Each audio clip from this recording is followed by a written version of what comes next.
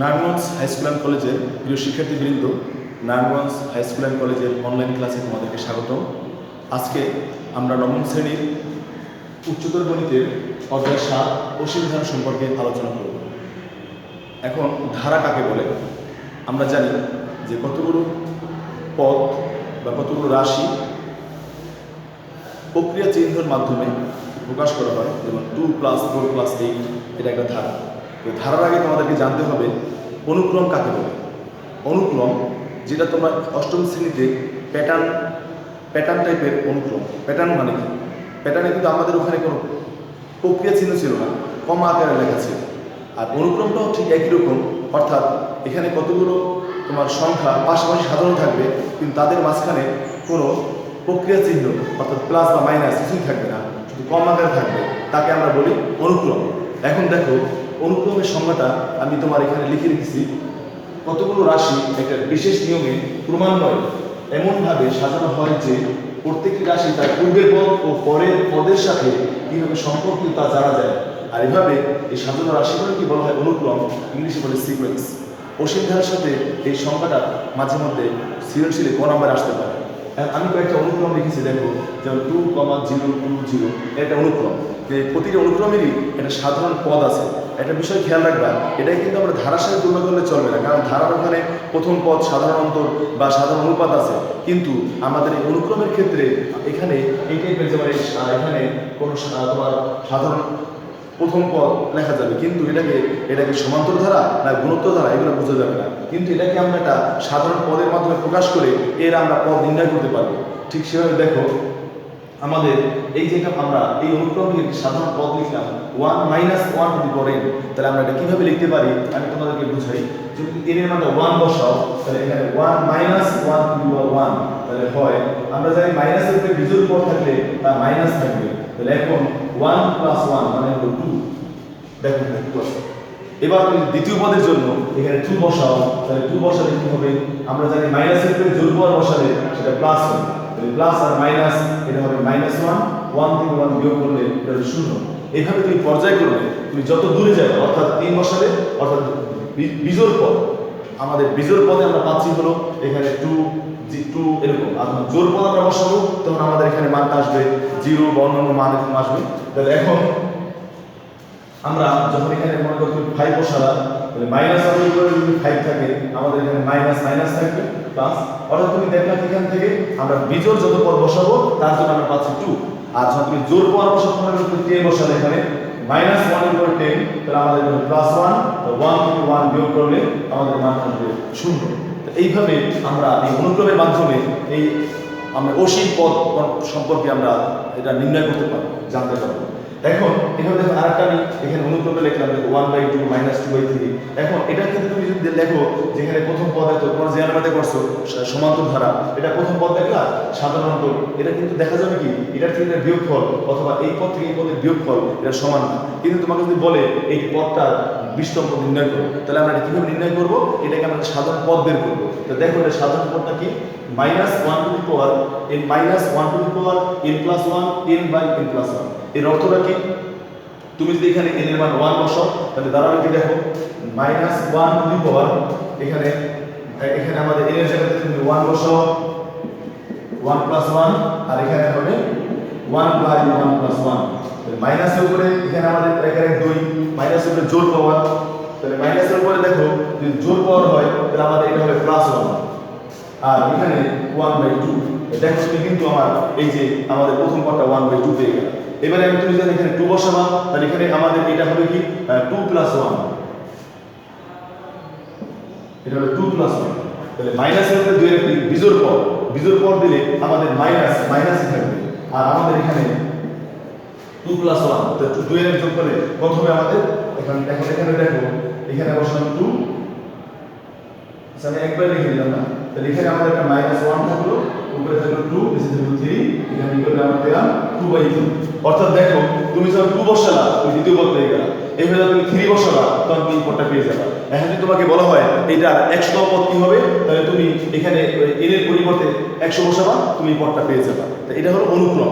এখন এই অনুক্রমের পদগুলোকে যদি আমি এখানে কমার পরিবর্তে প্লাস চিহ্ন দ্বারা যুক্ত করি তখন এটা হয়ে যাবে ধারা। আর ধারা কাকে বলে, যে আমরা জানি এরকম কতগুলো বীজগণিত রাশি বা যদি পাশাপাশি সাধারণ থাকে এবং তাদেরকে আমরা প্রক্রিয়া চিহ্ন দ্বারা মাঝখানে যুক্ত করে দিই, তাহলে যে যা পাওয়া যাবে তাকে আমরা বলবো ধারা। তাহলে প্রথমে হলো অনুক্রম, অনুক্রম থেকে ধারা। ধারা আবার দুইটা ভাগে বিভক্ত, একটা অসীম ধারা, একটা সসীম ধারা। অসীম ধারা মানে কি, যেটা আনলিমিটেড অর্থাৎ তার কোনো সীমা নেই, তাকে আমরা বলি অসীম ধারা। আর যে পথটা সীমিত অর্থাৎ লিমিটেড, তাকে আমরা বলবো সসীম ধারা। এই অসীম ধারা আবার দুইটা ভাগে বিভক্ত, এটা হলো তোমার একটা হলো সমান্তর, এটা হলো গুণোত্তর। তাই আমি এখন এটার পরে আমি তোমাদের এই অসীম ধারা সম্পর্কে, আমি অসীম ধারার যে দুইটা পার্ট আছে, এটা হলো সমান্তর ধারা, এটা গুণোত্তর ধারা। তাই এই গুণোত্তর ধারা আবার দুইটা পার্ট আছে, একটা হলো তোমার অসীম গুণোত্তর ধারা, আমরা যেটা আলোচনা করতেছি অসীম ধারা, সেখান থেকে আমরা আবার অসীম থেকে সমসীম নির্ণয় করতে পারবো। তাহলে আমি এর পরবর্তী অংশে আমি দেখাবো তোমাদের সমান্তর ধারা এবং গুণোত্তর ধারা নিয়ে পরবর্তী অংশটা এখন আমরা দেখব। আচ্ছা আচ্ছা, এখন দেখো আমি তোমাদেরকে দেখাবো গুণোত্তর ধারা কি। তোমরা জেনারেল ম্যাথে সমান্তর ধারা সম্পর্কে হয়তো ধারণা পেয়েছো বা পাওনি। আমরা সমান্তর ধারাটা এখন এখানে আলোচনা করব না, কারণ সমান্তর ধারা আমাদের এখানে আলোচ্য বিষয় না। আমাদের হলো অসীম ধারা। অসীম ধারার ভিতরে আসলে এটা হলো আমাদের উচ্চতর গণিতে যে বিষয়টা আছে সেটা অসীম গুণোত্তর ধারা, তার থেকে আসছে হলো অসীম ধারা। তাহলে এখন আমরা জানি যে ধারার পাশাপাশি দুটি পদের অনুপাত সমান তাদেরকে আমরা বলি গুণোত্তর ধারা। আর গুণোত্তর ধারার দেখো এখানে মানে অনুপাত কাকে বলে, অনুপাত হলো দ্বিতীয় পদকে প্রথম পদ দ্বারা ভাগ করবো, তৃতীয় পদকে দ্বিতীয় পদ দ্বারা ভাগ করবো, এটাই হলো অনুপাত। তা আমি কি লিখছি দেখো, যে ধারার পাশাপাশি দুটি পদের অনুপাত সমান তাকে গুণোত্তর ধারা বলে। গুণোত্তর ধারা প্রথম পদ এ, সাধারণ পদ আ, দ্বিতীয় পদ ভাগ প্রথম পদ, তাও হবে। তুমি যদি বলো স্যার এখানে আমি তৃতীয় পদ ভাগ দ্বিতীয় পদ নেবো, তাও হবে, সমস্যা নাই। আর গুণোত্তর ধারা এনতম পদ, আমাদের পদগুলো আমরা কিভাবে বের করবো, এটা হলো এ আর এন মাইনাস ওয়ান। যদি তোমাকে বলা হয় দশম পদ, তাহলে বলবে এরকম এ আর 10 মাইনাস 1 মানে হবে এ আর 9। যদি বলা হয় গুণোত্তর ধারা 20তম পদ, তাহলে বলবা এ আর 20 মাইনাস 1। যদি তোমাকে বলা হয় 20তম পদ, তাহলে বলবা এখানে এ আর 20 মাইনাস 1, তখন হবে এ আর 19। এইভাবে। আর দেখো এই গুণোত্তর ধারার সমষ্টি, গুণোত্তর ধারার সমষ্টি আমরা দুইটা প্রক্রিয়া করি। অনুপাতের মানটা যদি 1 থেকে বড় হয় তখন একটা হবে, আর অনুপাতের মানটা 1 থেকে ছোট হলে তাহলে সূত্র আরেকটা হবে। আমরা যখন দেখলাম কি আর গ্রেটার দেন 1, তখন আমরা এস এর মান এস হলো সামেশন আর এন হলো পদ, অর্থাৎ কতগুলো পদ, আমাদের এন সম পদের সমষ্টি a into r to the power n minus 1, মাইনাসের নিচে r মাইনাস 1, যখন r এর মান 1 অপেক্ষা বড় আর যখন r এর মান 1 অপেক্ষা ছোট তখন s এর equal to a into 1 minus r to the power n divide by 1 minus r। এটা মিল আছে দেখো, এখানে rটা প্রথম, এখানে r প্রথমে, এখানে 1 প্রথমে, এখানে 1 প্রথমে, এটা মনে রাখবে তোমরা। আর অসীম গুণোত্তর ধারা থেকেই আমরা অসীম ত্বকের সমষ্টি নির্ণয় করব। আমাদের অসীম ধারার একটা মূল বিষয় হলো অসীম ত্বকের সমষ্টি। অসীম ত্বক মানে কি, যখন কোনো ধারার পাশাপাশি দুটি পদের অনুপাত আমরা জানি 1 অপেক্ষা ছোট হয়, সেই সকল গুণোত্তর ধারার ক্ষেত্রে অসীম ত্বকের সমষ্টি বিদ্যমান থাকবে। যদি সেই মানটা 1 অপেক্ষা বড় হয়ে যায় অর্থাৎ এরকম হয়, তখন সেই ধারাতে অসীম ত্বকের সমষ্টি বিদ্যমান থাকবে না। আর এখন সেই প্রক্রিয়াটা আমি এখানে একটা শর্তটা লিখলাম, দেখো এখানে কি লেখা আছে যে অসীম ত্বকের সমষ্টি বিদ্যমান থাকার, অসীম ত্বকের সমষ্টি বিদ্যমান থাকার শর্ত modulus of r less than 1। Modulus শব্দের অর্থ হলো এটা, এখানে অর্থ হলো মাইনাস 1 অপেক্ষা বড় আর 1 অপেক্ষা ছোট। অর্থাৎ যদি কোনো ধারার সাধারণ অনুপাত, যদি কোনো গুণোত্তর ধারার সাধারণ অনুপাতের মানটা মাইনাস 1 অপেক্ষা বড় হয় আর 1 অপেক্ষা ছোট হয়, কেবলমাত্র সেই গুণোত্তর ধারাতেই আমাদের অসীম ত্বকের সমষ্টি বিদ্যমান থাকবে, অন্যথায় থাকবে না। অর্থাৎ যেটা 1 অপেক্ষা ছোট হয়ে যাবে অথবা এখানে দেখা যায় 1 অপেক্ষা বড় হয়ে গেছে, সেই ধারাতে অসীম ত্বকের সমষ্টি বিদ্যমান থাকবে না। তাহলে আমরা কি বুঝলাম, যে আমাদের যে গুণোত্তর ধারাতে আমাদের r এর মানটা মাইনাস 1 অপেক্ষা বড় আর 1 অপেক্ষা ছোট, সেই ধারাতে কেবলমাত্র আমরা অসীম ত্বকের সমষ্টি বিদ্যমান থাকবে এবং তার সমষ্টি নির্ণয় করতে পারবো। এখন প্রশ্ন হলো অসীম ত্বকের সমষ্টি কিভাবে নির্ণয় করতে হয়, আমি তোমাদেরকে এখন এটা দেখাচ্ছি। দেখো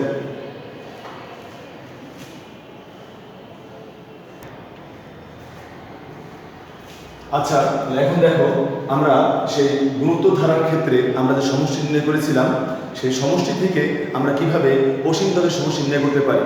তা আমি তোমাদেরকে প্রথমে বলেছিলাম যে r এর মান যখন 1 অপেক্ষা বড় হবে তখন সেই গুণোত্তর ধারা থেকে আমরা অসীম ত্বকের সমষ্টি নির্ণয় করতে পারবো না। আর যখন r এর মানটা 1 অপেক্ষা ছোট হবে তখনই কেবলমাত্র সেই গুণোত্তর ধারার ক্ষেত্রে অসীম ত্বকের সমষ্টি বিদ্যমান থাকবে, তবে শর্তটা হলো আমাদের modulus of R less than 1, অর্থাৎ এই modulus of R less than 1 যদি থাকে তখনই কেবলমাত্র সেই ধারার ক্ষেত্রে অসীম ত্বকের সমষ্টি বিদ্যমান থাকবে। তাহলে এখন আমি দেখো কি বললাম তোমাদের, অর্থাৎ আর লেস দ্যান 1 হলে s ইকুয়াল টু আমরা জানলাম কি a into 1 minus r to the power n 1 minus r। এখন এখানে বিষয়টা হলো আর এর মান যখন 1 অপেক্ষা কি হবে, ছোট হবে, অথবা আমরা এটা বললাম যে এখানে modulus of R less than যখন 1 হবে অর্থাৎ আর এর মান তার কোন মানে ছোট হবে এবং n এর মান যদি বড় হতে থাকে তখন আমাদের এই আর এর মান শূন্য হবে, শূন্যের কাছাকাছি যাবে, অর্থাৎ প্রায় শূন্য হয় না, শূন্যের কাছাকাছি যায়, যাকে আমরা শূন্য ধরতে পারি। হ্যাঁ, কারণ তুমি দেখতে পারো হিসেব করে, অর্থাৎ তুমি এখানে দেখো -1 টু দি পাওয়ার তুমি যদি দেখো 200, বা এখানে মনে করো 5 -5 এর উপর 200 যে মান আসবে তাহলে দেখা যাবে কি, অর্থাৎ মাইনাস মানে ধরো 10, এটার মান যদি আরো তুমি বাড়ায় ওখানে 500 ধরো, তোমার এটার থেকে কিন্তু এটার মানটা আরো ছোট হবে, ক্রমান্বয়ে ছোট হতে থাকবে, অর্থাৎ আর এর মান একদম শূন্যের কাছাকাছি চলে যাবে, তখন আমরা তাকে শূন্য ধরতে পারি। তখন দেখো এখানে দাঁড়ায় কি যে এস এর পরিবর্তে আমি দেবো ইনফিনিটি, মানে সে অসীম দিকে যাচ্ছে, অসীম বৃহত্তম দিকে যাচ্ছে। আর এখন a ইনটু 1 মাইনাস, তাহলে আর এর মান আমি শূন্য বসালাম আর নিচে 1 মাইনাস r, তাহলে এক্ষেত্রে 1 a এখানে আছে 1 থেকে 0 বিয়োগ করলে 1 মাইনাস r, তাহলে আমরা পেলাম কি s infinity equal to a divide by 1 minus r। আর এটাই হলো তোমার অসীম ত্বকের সমষ্টি নির্ণয়ের সূত্র, অর্থাৎ modulus of r less than 1 হলে অসীম ত্বকের সমষ্টি হবে s infinity equal to a by 1 minus r। কিন্তু এখানে ভুলেও তোমরা এখন n দিবা না, এটা হবে ইনফিনিটি। আর আমরা যখন অসীম ত্বকের সমষ্টি নির্ণয় করব তখন হবে s infinity equal to a by 1 minus r। এখানে এটা হলো গুণোত্তর ধারা প্রথম পদ আর আরটা হবে অনুপাত। তাহলে আশা করি তোমরা এই আমাদের অসীম ধারা সম্পর্কে যে সূত্রগুলো আমাদের ব্যবহৃত হবে সেই সম্পর্কে তোমরা ধারণা পেয়েছো। তাহলে এখন আমরা এই তোমাদের অসীম ধারা অর্থাৎ অনুশীলন অধ্যায় 7 যে অঙ্কগুলো আছে তোমাদের পাঠ্য বইয়ে আমরা সেগুলো আলোচনা করব।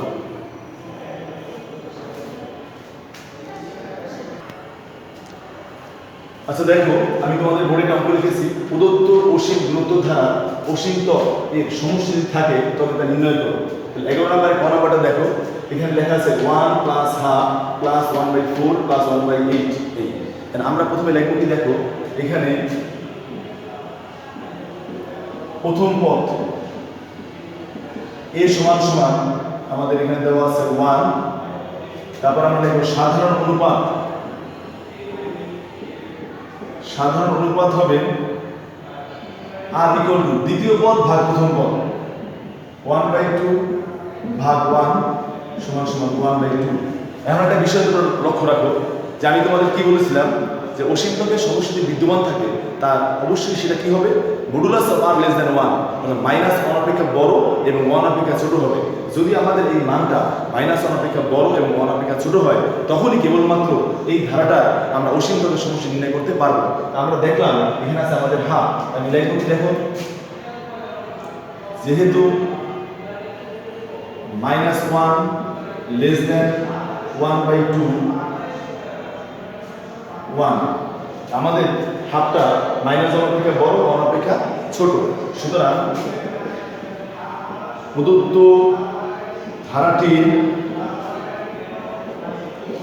অসীম ত্বকের কি বিদ্যমান আছে। এখন লিখব আমরা জানি অসীম ত্বকের সমষ্টি s infinity equal a by 1 minus r। আমরা জানি কি অসীম ত্বকের সমষ্টি s infinity equal a by 1 minus r। আমাদের এর মানও জানা আছে আর এর মানটাও জানা আছে। তো লিখব কি, দেখো এর মান আমরা লিখব এখানে 1 মাইনাস আমাদের আর এর মান আমরা পেলাম হাফ। তাহলে এখন তোমরা সবাই জানো 1 থেকে হাফ বিয়োগ করলে হাফ থাকে, অথবা তোমরা ভাগ করে নিতে পারো 1 - 1/2, এখানে রসগোল্লা 2 বিয়োগ 2 বিয়োগ 1, তাহলে কত হলো 1/2। তাহলে আমি এখানে ডাইরেক্ট লিখে দেবো 1 থেকে হাফ বিয়োগ করলে কত হবে, এখানে আমাদের 1/2 হবে। তাহলে এখন আমরা দেখো আমাদের সমস্যাটা কি হবে। এক্ষেত্রে আমরা পাচ্ছি আমাদের উপরে হলো আমাদের এর মান কত পেলাম, আমরা এখানে 1 দেওয়া আছে, আর আমাদের হাফ থেকে দিয়ে আমরা হাফ দ্বারা ভাগ করার পরে আমরা পেলাম হাফ। তা আমরা কি বলেছিলাম, যেহেতু আমাদের -1 অপেক্ষা হাফটা বড় আছে আর 1 থেকে ছোট, সুতরাং প্রদত্ত ধারাটি অসীম তলের সমষ্টি বিদ্যমান আছে। তা আমরা জানি s infinity equal to a by 1 minus r। তাহলে আমাদের এর মান আমরা কত বসালাম 1, আর r এর মানটা আমাদের কত আছে দেখো 1 মাইনাস r এর মানটা হলো 1/2। তাহলে এখন আমরা ক্যালকুলেশন করে কি পেলাম দেখো তোমরা সবাই।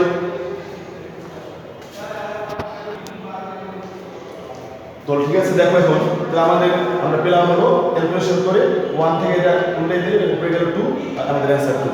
এই হলো আমাদের কত নম্বর অঙ্ক, 1 নম্বর। এভাবে দেখো 11 নম্বরে আর অনেকগুলো অঙ্ক আছে যেখানে তোমাদেরকে বলা হয়েছে অসীম তলের সমষ্টি নির্ণয় করো। তাহলে আমি এখান থেকে আরো একটা বা দুটো অঙ্ক দেখাবো। তাহলে আশা করি তোমরা এই 11 নম্বরের বাকি অঙ্কগুলো সহজে করতে পারবে।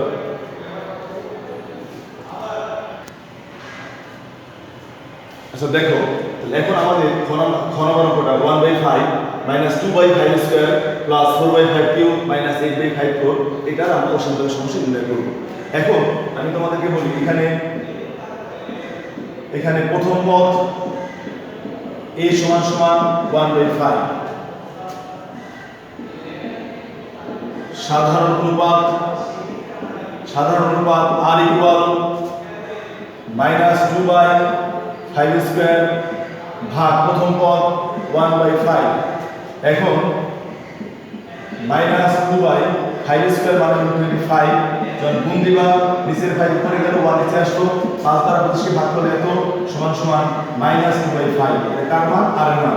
আমরা বলবো যেহেতু -1 অপেক্ষা এটা বড়, 1 অপেক্ষা ছোট, সুতরাং প্রদত্ত ধারাটির অসীম ত্বকের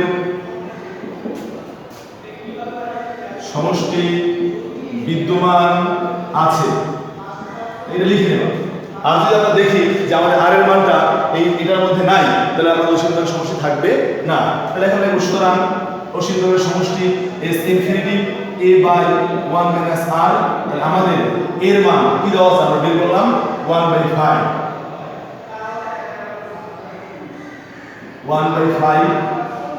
1 মাইনাস r এর মান এটা এখানে -2/5 এভাবে লিখে দিলাম। এবার আমরা এটাকে ক্যালকুলেশন করব। দেখো 1/5 1 মাইনাস আছে প্লাস উপরে 2 নিচে 5।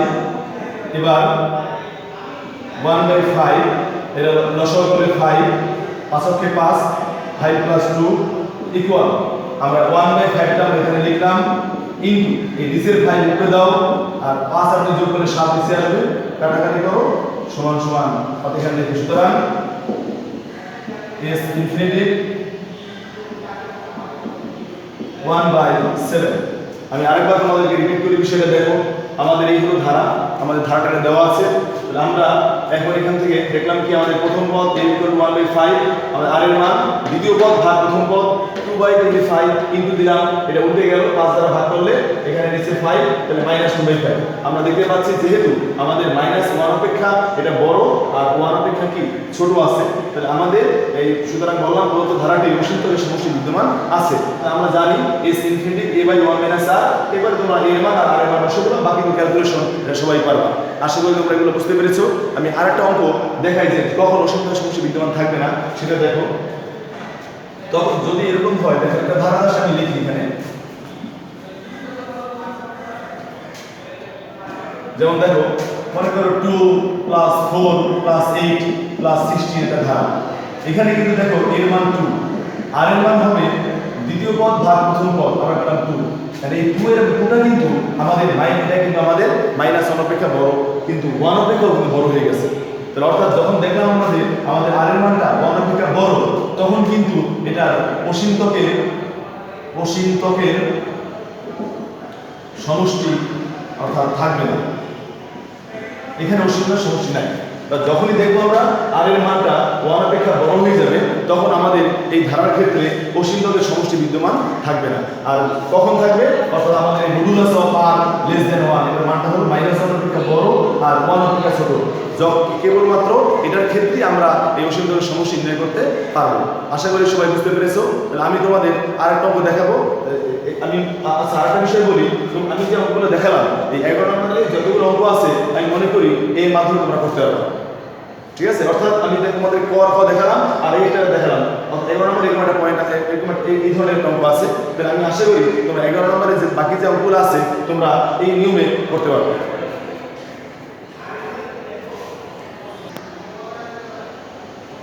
আচ্ছা এখন দেখো আমরা তোমাদের 12 নম্বরের ক 7 + 77 + 777 ধারাটি এই সংখ্যাদের যোগফল নির্ণয় করতে হবে।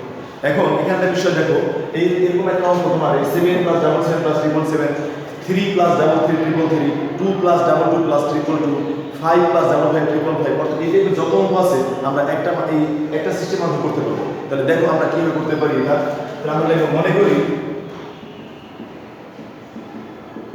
ধারাটি n সংখ্যক পদের সমষ্টি Sn, সুতরাং Sn = 7 77 777 8। এবার দেখো আমরা এখান থেকে 7 কমন নিব, তবে 1 1 111 8।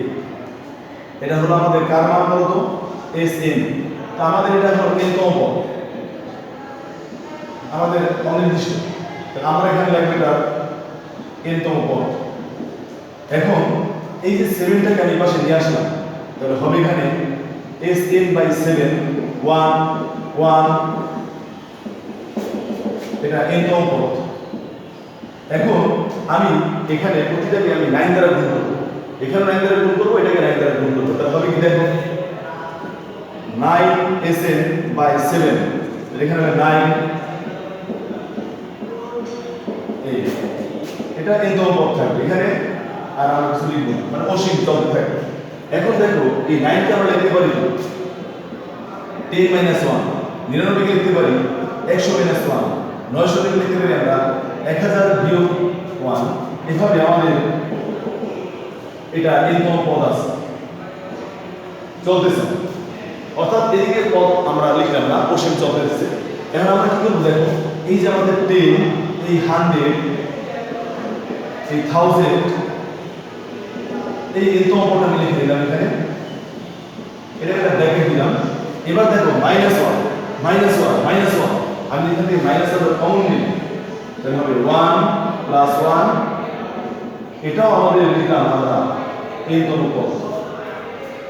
এখন আমি তোমাদেরকে একটা বিষয় দেখিয়েছিলাম, দেখো গুণোত্তর ধারার ক্ষেত্রে আমরা এই যে অসীম গুণোত্তর ধারা যে আমাদের, দেখো আমি তোমাদেরকে গ্রাফটা দেখাই, এখানে এর মান 10, আর এর মানটা কি হবে, দ্বিতীয় পদ হলো 100, প্রথম পদ হলো 10 ভাগ করলে 10, আর এর মানটা অপেক্ষা বড় আছে, তাহলে আমাদের এখানে Sn হবে a × r⁴n - 1 r - 1।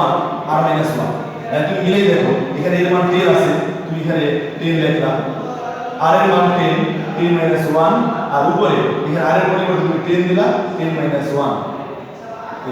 এখন 10 থেকে 1 বিয়োগ করলে থাকবে এখানে আমাদের 9, ব্র্যাকেট দিয়ে লিখবা 10 - 1। তাহলে আমরা এই যে 10 + 100 + 1000 আপ টু n, এটাকে আমরা লিখতে পারবো 10/9 আপ টু 10 - 1।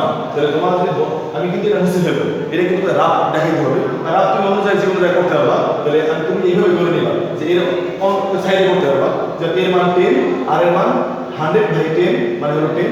যেহেতু আমাদের এখানে এটা 1 অপেক্ষা বড়, তাহলে আমাদের সূত্রটা হবে a × r⁴n - 1 r - 1। আমরা এখানে মানটা বসাই দেব। তাহলে আমি এখন ডাইরেক্ট এই মানটা তোমাদেরকে বসিয়ে দিচ্ছি, দেখো